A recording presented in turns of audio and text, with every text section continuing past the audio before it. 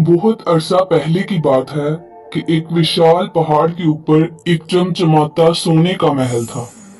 ये महल इतना सुंदर था कि सूरज की रोशनी जब इस पर पड़ती तो ऐसा लगता जैसे पूरी दुनिया में सोने की बारिश हो रही हो। इस महल में राजा वीरेंद्र और उनकी प्यारी बेटी राजकुमारी परी रहते थे। राजकुमारी परी देखने में किसी जादुई परी जैसी थी और वो बहुत सुंदर थी। उनकी बड़ी चमकदार आंखें, लंबे सुनहरी बाल और उनकी मुस्कुराहट इतनी खूबसूरत थी कि अगर कोई उन्हें देखता तो देखता ही रह जाता। लेकिन राजकुमारी के बारे में एक बहुत बड़ा राज था। वो अकेली ऐसी इंसान थी जो सोने की जादुई चिड़िया की दोस्त थी। सोने की चिड़िया महल के बागीचे में रहती थी। ये चिड़िया कोई आम चिड़िया नहीं थी। इनकी चोंच गुलाबी और बाकी सारे पर सोने के थे। कहा जाता था कि जब कोई उस चिड़िया की मधुर आवाज सुन लेता तो उसकी दिल की सारी मुरादें पूरी हो जाती थी। राजा वीरेंद्र को पता था कि अगर चिड़िया के बारे में बाहर की दुनिया को पता चला तो लालची लोग उसे जरूर चुराने की कोशिश करेंगे। इसीलिए उसे राजकुमारी परी और महल के अंदर के लोगों के अलावा सबसे ये बात छुपा कर रखना था। इसी तरह दिन गुजरते गए। एक दिन पड़ोसी हुकूमत के एक लालची राजकुमार को सोने की चिड़िया के बारे में पता चला।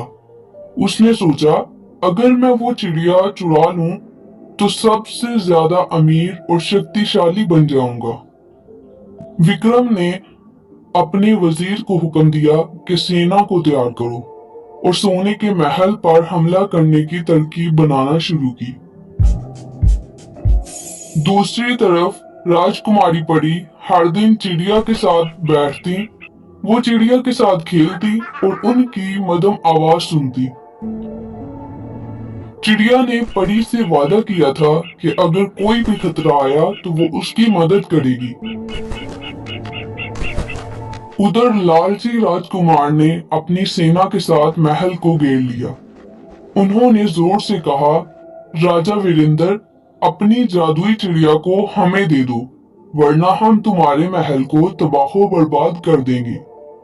राजा वीरेंद्र चिंतित हो गए, लेकिन उन्होंने कहा, ये चिड़िया किसी की विरासत नहीं है, ये हमारे राजा की आत्मा है।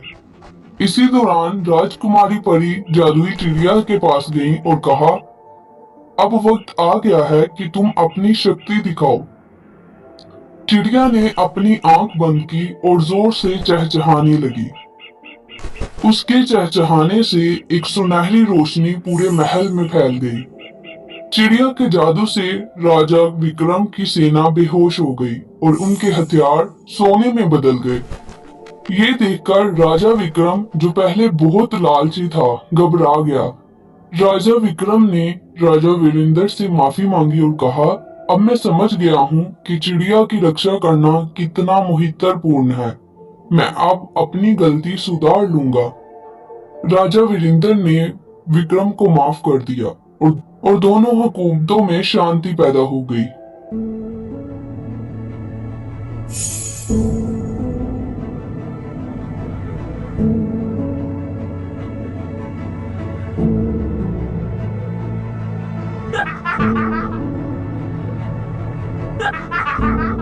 चिड़िया ने परी से कहा, तुम्हारी सच्चाई और प्यार ने मेरी शक्ति को सही मायनों में इस्तेमाल किया। अब मैं हमेशा तुम्हारे साथ रहूंगी।